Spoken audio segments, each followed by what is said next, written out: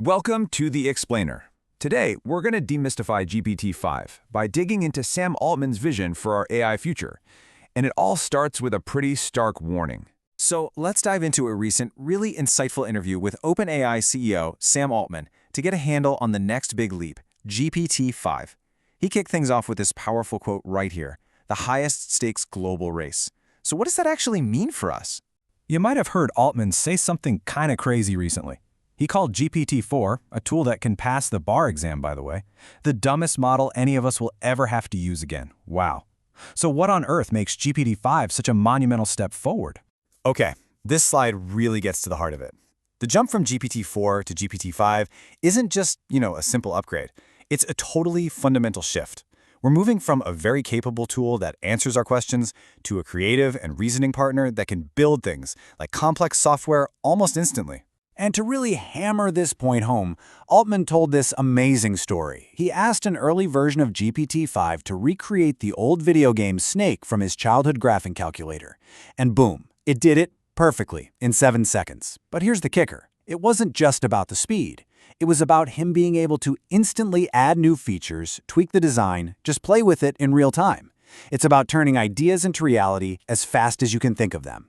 And look, this leap forward isn't just about coding. The improvements are happening across the board, creating an experience that, according to Altman's own team, makes going back to GPT-4 feel just terrible. The big theme here is a huge jump in quality and reasoning. The writing is way more natural, and its ability to grasp really difficult scientific concepts, it's in a completely different league. So, with these incredible new capabilities just around the corner, what does our immediate future actually look like? To answer that, Altman gives us this really cool way to think about it.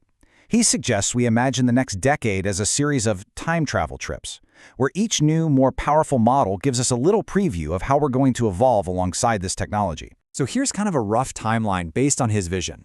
By 2025, so like next year, AI is set to give us way better, more accurate health advice. Fast forward to 2030, and our whole idea of what's real versus AI-generated media will be completely different.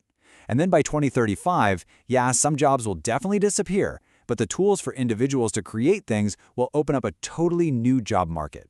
Now, I know what a lot of people are thinking. What about our jobs? There's a lot of fear out there. But here's Altman's take. He says for a young person today, there has never been a more incredible time to build something new. A single person now has the creative power that used to take a team of hundreds. All this incredible creative power, it's all building towards something. But what's the ultimate goal? What's the end game for all this tech?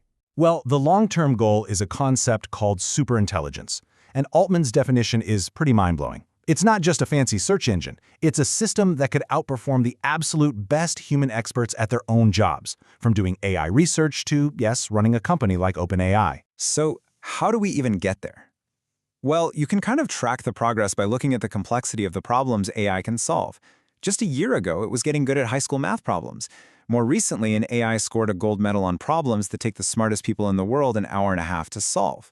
The next frontier? Problems that require 1,000 hours of deep, focused work from a genius, like creating entirely new scientific theorems. So if this is the future being built, it leads to a really critical question. What is our role? What's our responsibility in making sure this all goes well? Because here's the thing. This future isn't just going to happen to us. Altman is really clear on this point. The responsibility for how this tech gets used doesn't just fall on the companies building it. It's on all of us. It's a shared responsibility, and the choices we all make are going to shape how it becomes part of our world. He uses this absolutely brilliant analogy, the transistor. Think about it. The companies that invented the silicon chip, they just built one foundational layer. But it was society. It was everyone else, innovators, creators, you, me, who built everything that came next. Computers, the iPhone, TikTok, all of it. AI, he says, is that exact same kind of foundational layer. The AI companies are just building the first piece.